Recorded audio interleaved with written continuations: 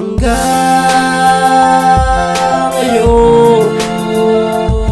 Di ko pa rin malimot-imot ang ating nakaraan, kung ano tayo noon, mga matatamis na nasimulan. Hanggang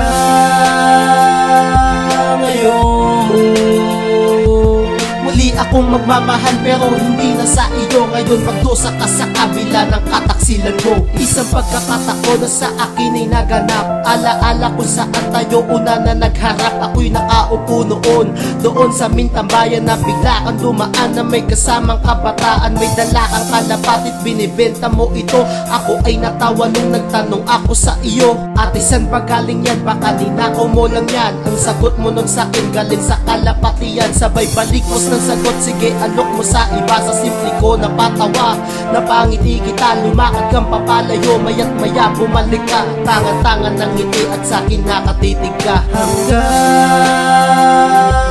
ngayon, di ko pa rin malimot-imot ang ating nakaraan, kung ano tayo noon, mga matatamis na nasimulan. Hanggang ngayon, muli akong magmamahal pero hindi na sa iyo. Ngayon magdusa ka sa kabila ng kataksilan mo. Hanggang ngayon,